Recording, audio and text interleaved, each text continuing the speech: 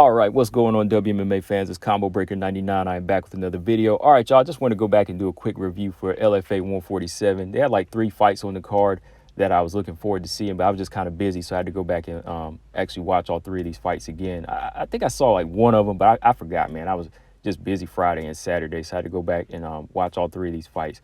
And it didn't take very long because 2 of them were first round finishes, but we had 2 strawweight fights and a flyweight fight that I was definitely looking forward to with, tough house veteran Helen Peralta against Alex Piedra's sister, Eileen Pereira.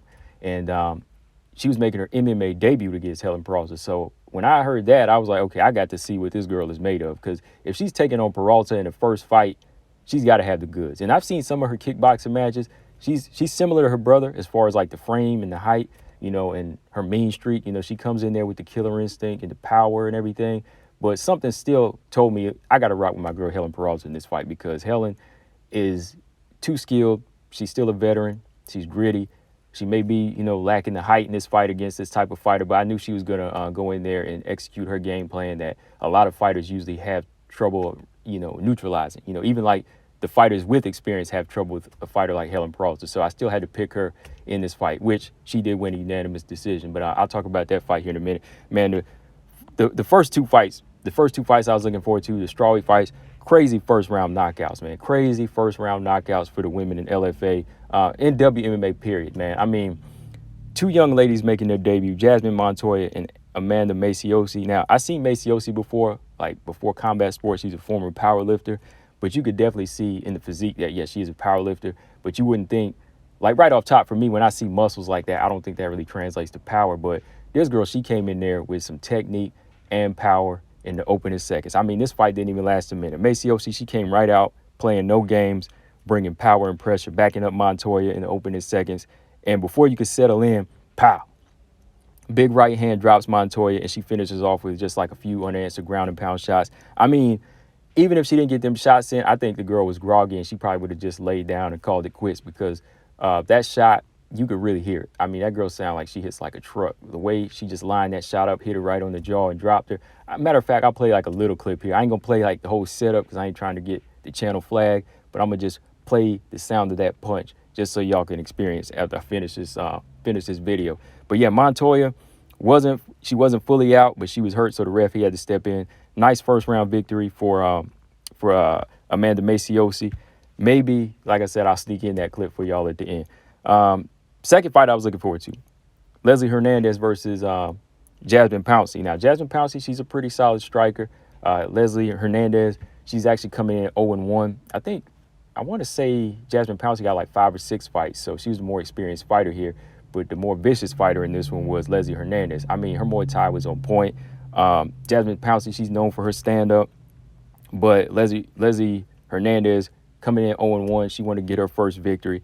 And she wasn't letting anything stop her. She came straight out, landed a hard body kick to Pouncey, which sent her reeling into the cage, and she had to hit the mat. The shot hurt so bad, and she just caught some unanswered blows. Referee had to step in and stop it. So yeah, man, like I was entertained right off top because, we really don't see this type of intensity with some of the ladies, all the time. You know what I mean? Like sometimes it's a little bit cautiousness, and just kind of taking their time. But we had 2 quick finishes. I was like, wow. We only had 1 in Invicta, only 1 with the women in Invicta, but right off top, back to back with the way these ladies were fighting, I'm going to keep my eyes on Amanda Macioce, though.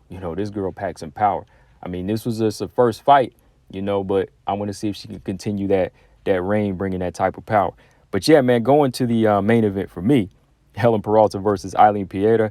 Like I said, Peralta, she won a unanimous decision, pretty much used her usual clinch style and, her ground game to save her in this fight.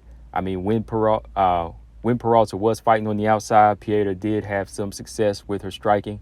There was 2 knockdowns in this fight, one for Peralta and 1 for Piedra. So that lets you know that Piedra, the more she works on her game and translates to an MMA fighter, there's going to be problems. I mean, the first round, Peralta, right away, she did what she does. She closed that distance to avoid the reach of Piedra. Clinch fighting. Just some clinch fighting. Peralta's strength was really playing a big role in the first round, using the head control, landing some knees and strikes. She was kind of roughing her up in the phone booth. Piedra wasn't ready for this phone booth fight. Being her first fight, she didn't know what to do, really. It really did look like she was lost. Peralta just too strong for her. and she knew how to work in this position. So that was an easy round, just an easy round doing her basic stuff. But the second round definitely went in the favor of Piedra, creating that range, circling to avoid being pushed in the cage, using her range, but being respectful of Peralta's attack. She was still being respectful because that overhand right was coming, so she was making her miss that. Piedra stung Peralta with a good 1-2 and dropped her. She dropped her hard, man. I think it was like a good 1-2 followed by a left hook that put her down. But Peralta got back up. She got back up. She went to clinch up and started, pushing the momentum in her favor. But Piedra did much better in this round with those leg kicks as well. But her right hand, it was starting to land, and the way she buzzed Peralta, I thought she could have got her out of there. But Peralta tough, man. That girl is tough. Last round, Piedra circling to avoid the clinch again, lacking her jab, lacking her jab in the front kick. She really wasn't like trying to pile up too many points. So she's not really keeping Peralta off of her. I mean, she did open a cut. I think it was like in the inside. I don't know if it was from like an elbow or if it was a punch, but Peralta was bleeding. I mean, she started gushing blood, but Peralta fought through it, created range again, landed a big right hand. That's what I'm talking about. That overhand right of hers landed on Peralta and dropped on Piedra and dropped Piedra. So went back to that clinch game and just pretty much used her veteran tricks, man. Landed that overhand right and just started working. She finished it strong on the ground on top of on Piedra. So yeah, she earned it. I think she kind of felt like the judges might sway it towards Piedra somehow, so she tried to close it strong, which was smart thinking. That was smart thinking on Helen Peralta's part, that she said, if she had scored a knockdown and landed more shots and got the ground control, that was a critical part. So but at the same time, she said she was still worried that the judges were going to go in favor of the name. You know what I mean? So yeah, that's what I'm saying. Like, sometimes you have to be worried about that stuff with the fight game, man, because if they see somebody as a name and they see you slipping in there at 1 minute, they're definitely going to go with the favorite. But Peralta, she pretty much closed it out 2-1. 2-1. It was definitely in favor of Peralta for me. But you never know how the judges work. So yeah, man, good card for LFA 147. Glad I did go back and check those out, man. Yeah. Check out Amanda Macioce's knockout over Jasmine Montoya and the Leslie Hernandez finish. Definitely, man, because wow, that right hand. I'm gonna play that for y'all right now. Combo Breaker 99. I'm out. Subscribe. Peace. Just a clip. Macioce.